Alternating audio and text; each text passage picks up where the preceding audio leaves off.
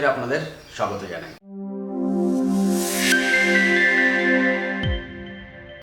আজকের ভিডিওতে আমরা কিন্তু কথা বলতে চলেছি স্টক স্ক্যানারের ব্যাপারে।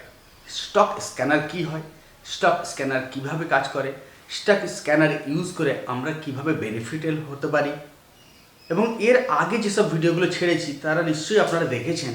যদি না দেখে থাকেন আর স্টক মার্কেটে খুব বিগিনার্স হয়ে থাকেন তাহলে এই ভিডিওগুলো অবশ্যই দেখে নিন।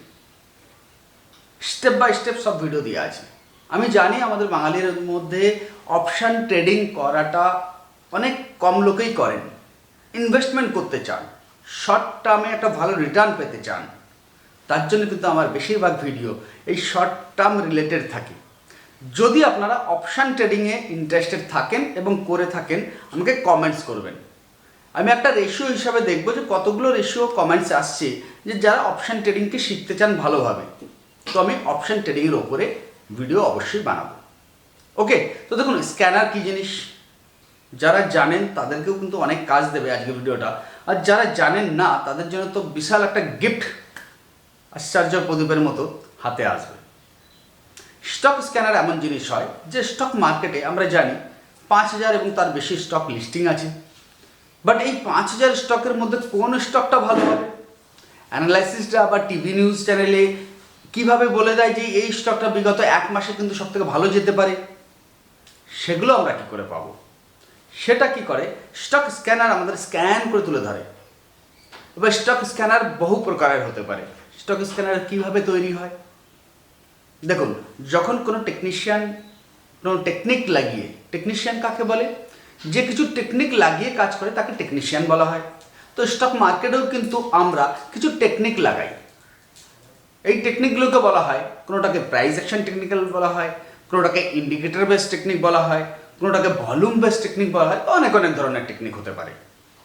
তো স্ক্যানারও আমাদের নিজের মতোভাবে আমরা তৈরি করতে পারি যে এই স্ক্যানার এই কাজ করবে।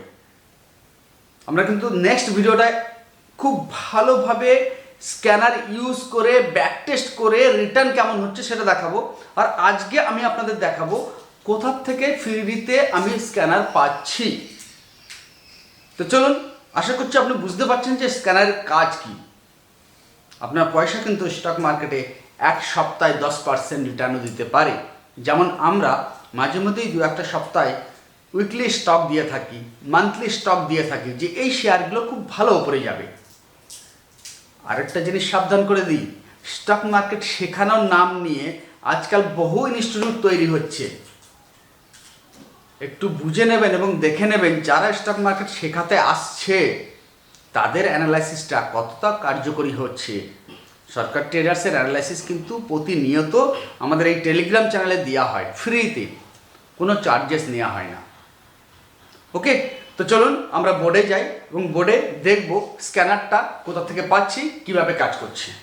হ্যাঁ বন্ধুরা, আমরা কিন্তু চার্টে চলে এসেছি। আর চার্টে জিরোদার চার্ট, এটা আশা করছি জিরোদার ব্যাপারে আপনারা সবাই জানেন।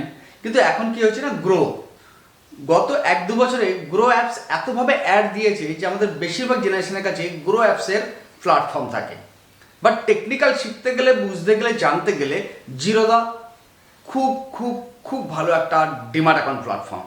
আমাদের কাছে সব রকম ডিম্যাট অ্যাকাউন্ট হয়, তো আমি জিরোদার প্ল্যাটফর্মে চলে যাব।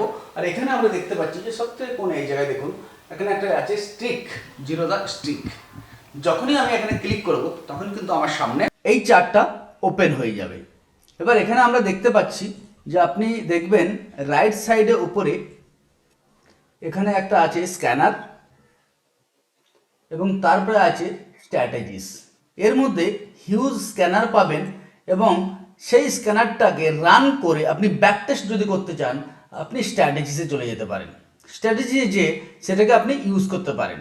কিন্তু এর মধ্যে সবথেকে পাওয়ারফুল স্ক্যানার কোনটা হবে, কোনটা আমি ইউজ করি, কোনটা ইউজ করে বিগত 3 এবং 4 মাসে হিউজ রিটার্ন পেয়েছি, সেগুলো কিন্তু আপনাকে এর পরের ভিডিওটায় খুব ক্লিয়ারলি বলা হবে।